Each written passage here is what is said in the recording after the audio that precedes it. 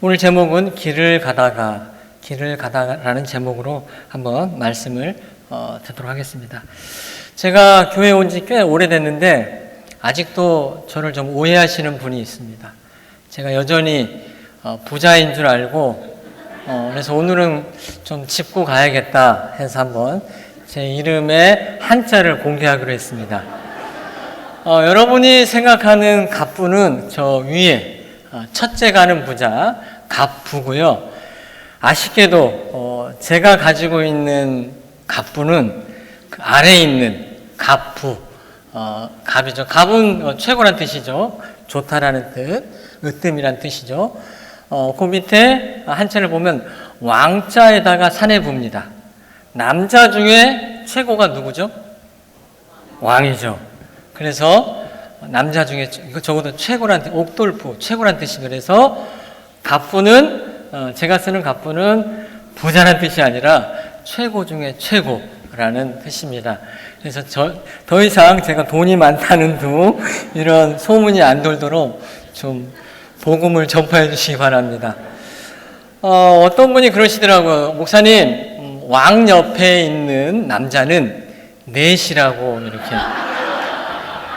그래서 오늘 에티오피아의 넷이 간다게의 넷이에 대한 말씀을 한번 나누고 싶습니다. 성경은 회복의 이야기입니다. 선교도 사실은 하나님의 회복의 이야기들의 집합체입니다. 회복은 원래 상태로 돌아가는 것이란 뜻입니다. 따라서 죄에 빠진 우리를 원래 상태로 되돌려 놓는 하나님의 이 회복의 노력은 반드시 우리 삶 속에 있습니다.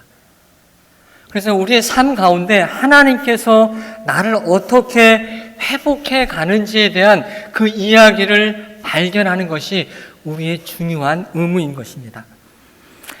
우리가 그 회복의 드라마에 참여만 해도 우리는 회복될 줄 믿습니다.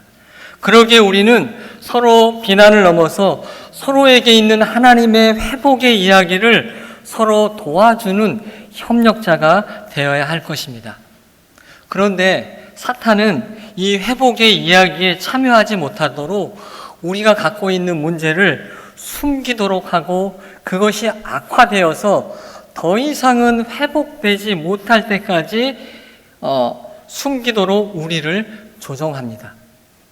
이런 점에서 회복의 시작은 나의 문제가 드러남을 통해서 시작됨을 기억해야 할 것입니다. 여러분이 잘 알고 있는 이 지선 자매는 총망받는 자매였습니다. 그러나 불의의 교통사고로 화상을 입고 그 화상의 수술을 통해서 화상을 통해서 그녀의 삶은 망가지게 됩니다. 그러나 그녀는 포기하지 않고 하나님의 회복의 이야기, 하나님의 회복의 길에 다시 들어서서 하나님이 일으키시는 그 삶을 살아가기 시작합니다. 오늘 본문에도 2명의 사람이 나옵니다. 첫 번째 인물은 에티오피아 넷이입니다. 또한 빌립입니다. 또한 중요한 하나의 사건이 일어납니다. 먼저 첫 번째 인물은 에티오피아 넷이에 대한 정보는 다음과 같습니다.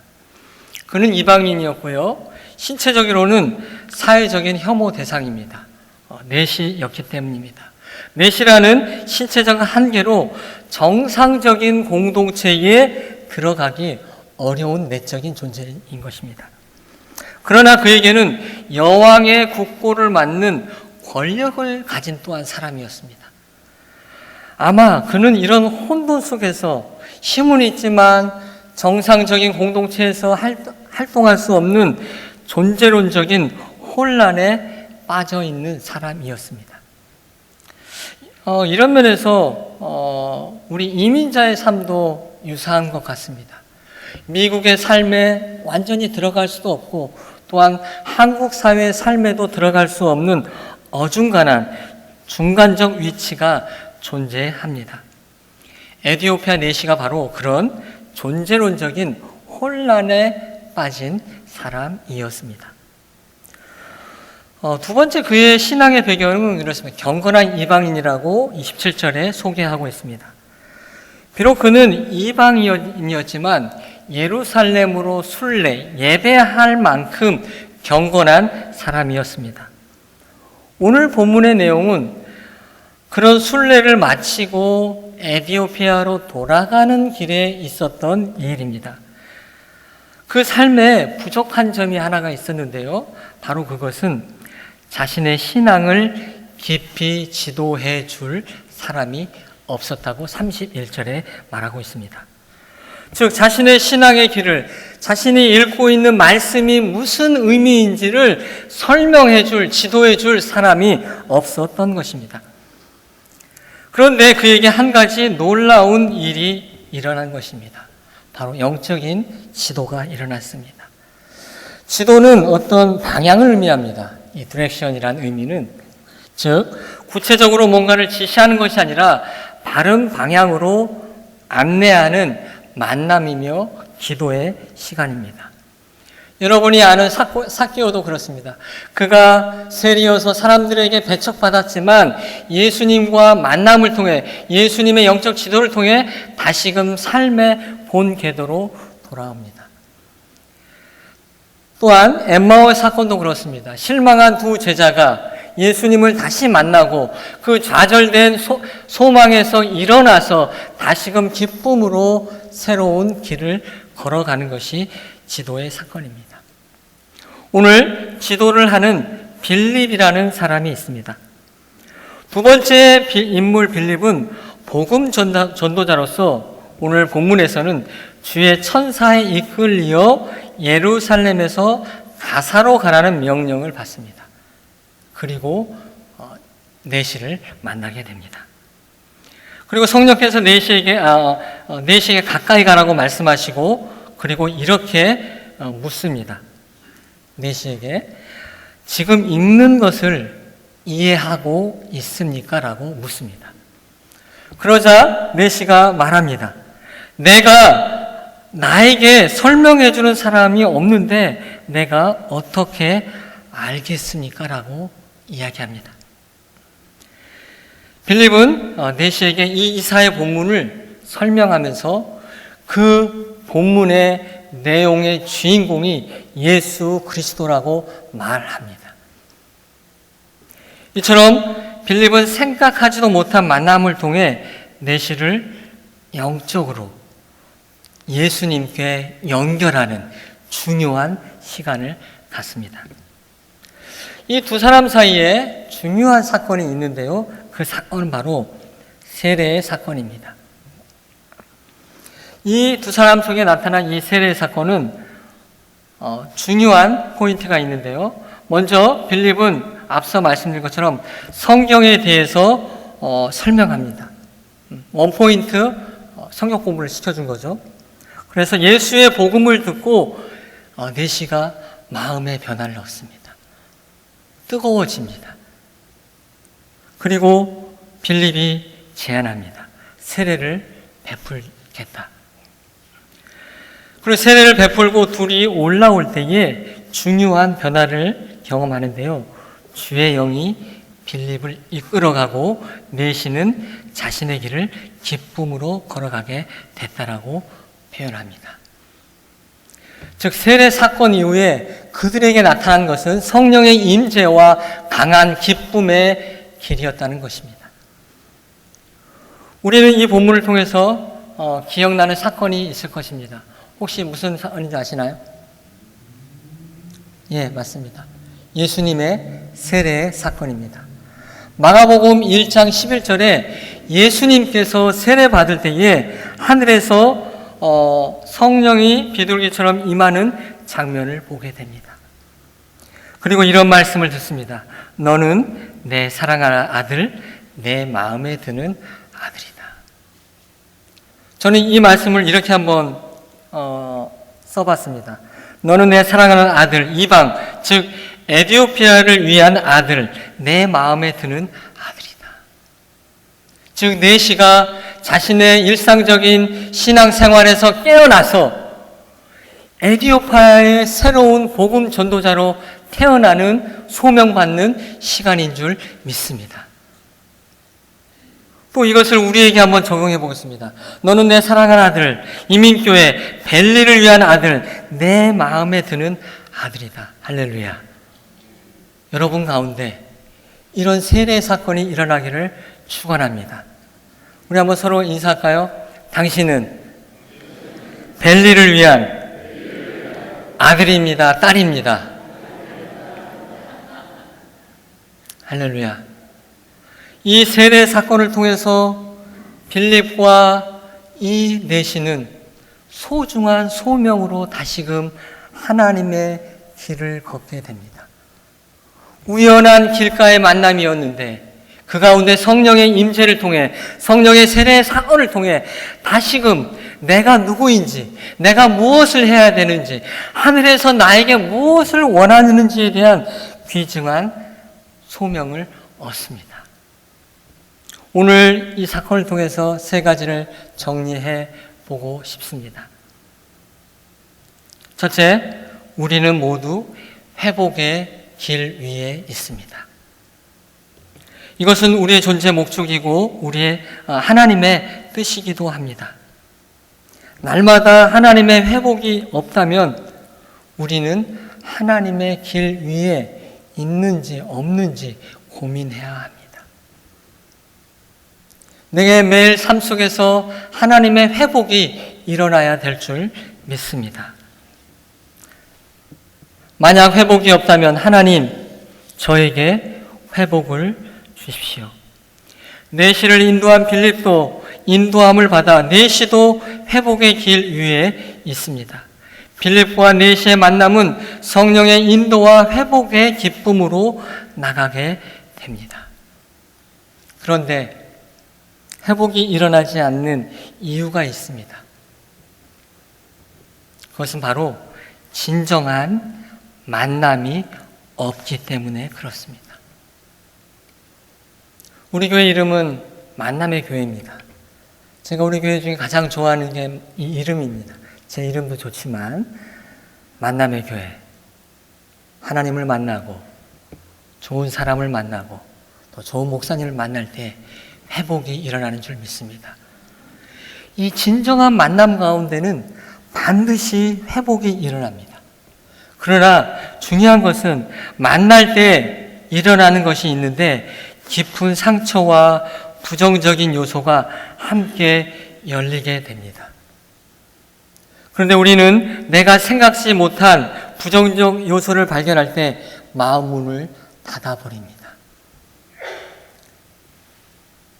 어떤 사람을 만날 때 잘 만나가다 그 사람에게 있는 부정적인 요소가 발견될 때 문을 닫아버립니다. 마음을 연다는 것은, 만남을 갖는다는 것은 나의 아픔과 나의 상처와 나의 부족을 당신과 나누고 나를 위해 기도해달라는 영적인 동행인 줄 믿습니다.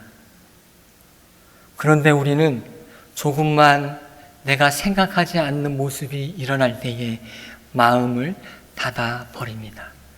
그것은 진정한 만남이 일어날 수 없습니다.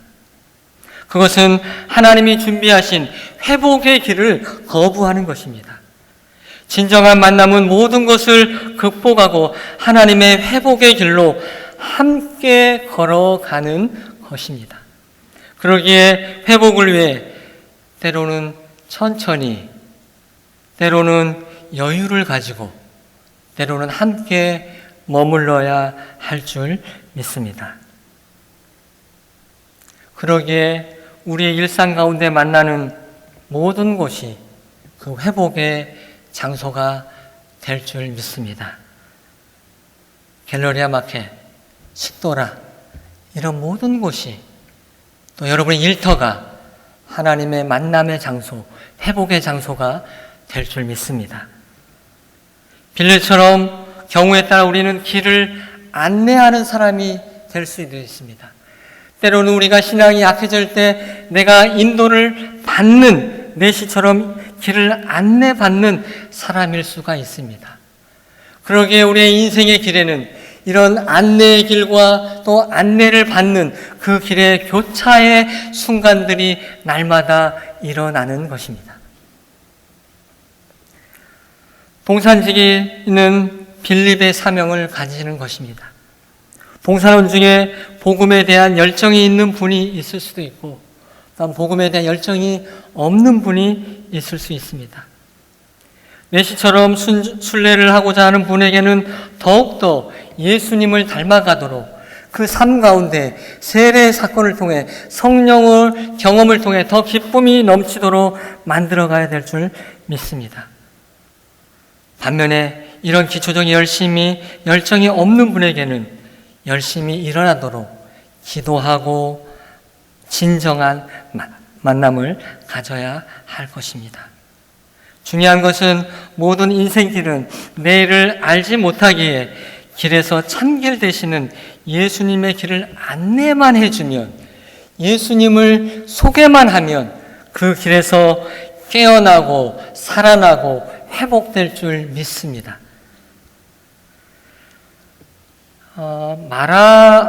마라스무스라는 병이 있습니다. 이 병은 고아원과 교도소에서 주로 발견되는 병입니다.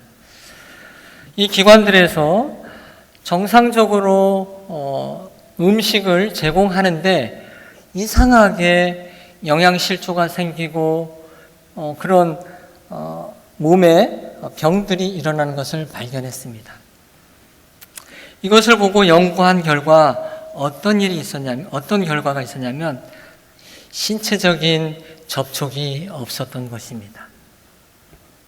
사실 고아원과 교도소에는 신체적인 접촉이 없이 그냥 음식만 주는 일만 있었던 것입니다. 조사해 보니까 사람에게는 이런 신체적인 기본적인 접촉이 있어야만 건강이 유지되는 것을 발견했습니다. 그래서 그 이후에 고아원에서 이런 스킨십이 일어나는 프로그램을 넣었습니다. 또 이런 의미에서 사회적인, 관계적인, 기본적인 접촉이 필요한 것이 우리 영혼의 존재입니다. 특히 미국은 개인주의 사회를 통해서 점점 개인화됩니다.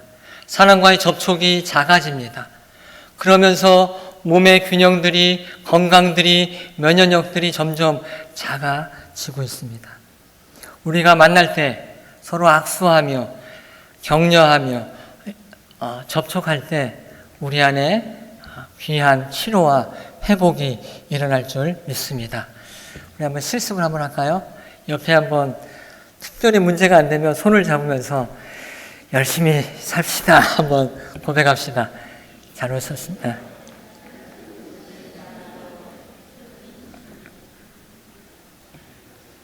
별로 힘이 없습니다.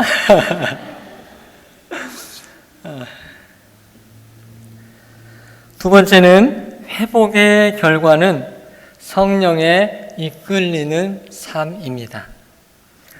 오늘 회복의 길의 이야기의 중심에는 바로 성령님입니다.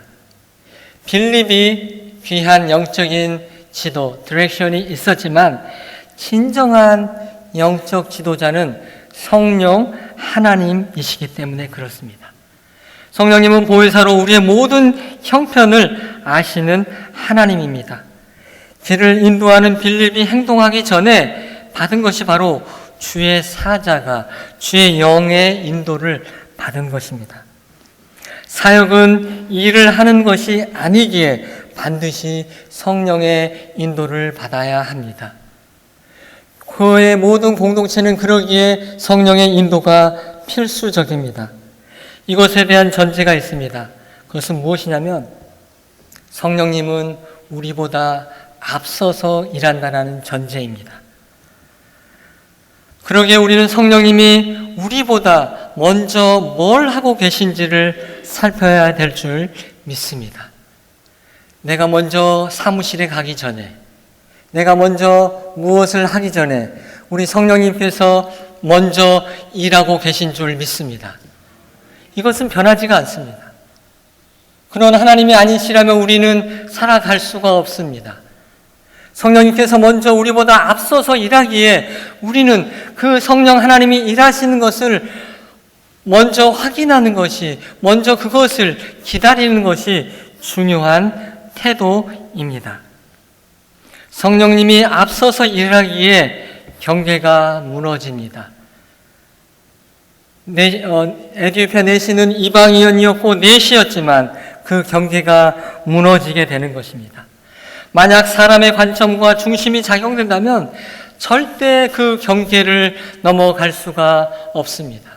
절대 회복이 일어날 수가 없습니다. 교회에는 계속해서 새로운 성도들이, 새가족들이 들어오게 됩니다. 우리가 성령님보다 앞선다면 우리는 함께 연합할 수 없습니다. 우리가 더욱 성령 충만하지 않으면 서로의 경계를 넘지 못하게 되는 것입니다. 과거에는 각 교단에 맞게 신앙생활을 했습니다.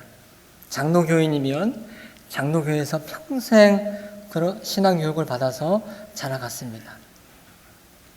그러나 현대교회는 그런 각 교단에 맞게 성도들이 있는 것이 아니라 각 교회마다 장로교회 신앙을 갖는 분들, 순복음, 감리교 이런 다양한 교단의 신앙의 색깔을 가진 분들이 모여드는 형태로 교회가 바뀌었습니다.